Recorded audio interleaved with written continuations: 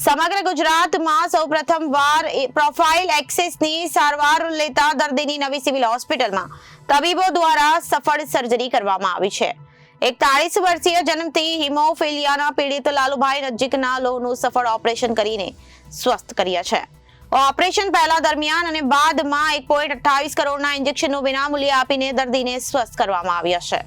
બનાસકાંઠા જિલ્લાના પાલનપુર ભુતેડી ગામના વતની લાલુભાઈએ નવી સિવિલના ડોક્ટર દેવદૂત બનીને નવું જીવન આપ્યું હોવાની લાગણી વ્યક્ત કરી હતી। લાલુભાઈએ જણાવ્યું કે 1 વર્ષ પહેલા બંને ડાબા પગમાં હિમોફિલિયાની ગાંઠ થઈ હતી। નજીકના મહેસાણા, અમદાવાદથી સરકારી તથા પ્રાઇવેટ હોસ્પિટલમાં બતાવ્યું, પરંતુ આ પ્રકારના ઓપરેશનમાં 1 કરોડથી વધુનો માતબર ખર્ચ હોવાનો તબીબોએ જણાવ્યું। મારી આર્થિક પરિસ્થિતિ નબળી હોવાને કારણે કોઈએ મારો હાથ ન ઝાલ્યો, સુરતની હિમોફિલિયા સોસાયટી દ્વારા જાણવા મળ્યું। સુરતની સિવિલમાં ઓપરેશન શક્ય બને, જેથી હું એકાદ મહિના પહેલા નવી સિવિલમાં આવીને બતાવ્યું।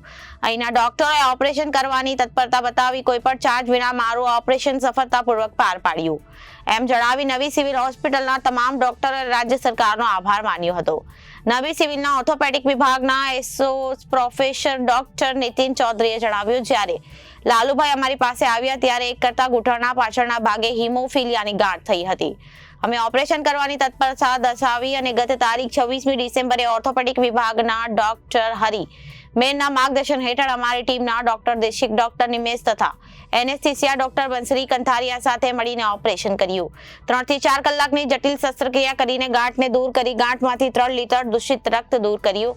આમ નર્સિંગ સ્ટાફ, એનેસ્થેસિયાની ટીમ, રેસિડેન્ટ ડોક્ટરો તથા વર્ગના 4ના કર્મચારીઓને સહિયારા પ્રયાસોથી ઓપરેશન સફળ થયું હતું। ટીમના સાથી ઓર્થોપેડિક ડોક્ટર રાહુલ પરમારે વધુ વિગતો આપતા કહ્યું કે લાલુભાઈને બ્લડની ગાંઠ ટ્યુમર હતી।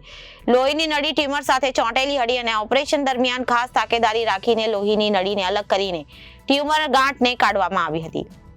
નવી સિવિલ હોસ્પિટલના તબીબ ડોક્ટર અધિક્ષક ધારિત્રી પરમારે જણાવ્યું કે હિમોફિલિયા પીડિત લાલુભાઈની એક્સેસની સારવાર ચાલુ છે અને રાજ્ય સરકારની મદદથી ફેક્ટર 7 અને 2 mgના એક ઇન્જેક્શન M160 VIALS એટલે કે કુલ 320 mgના ઇન્જેક્શન દર્દીને આપવામાં આવ્યા હતા અને હિમોફિલિયા સોસાયટીના નિહાલ ભાતવાલા અને નિલેશ ચરીવાલાની જહેમતથી દર્દી સારવાર માટે સુરત લાવ્યા હતા।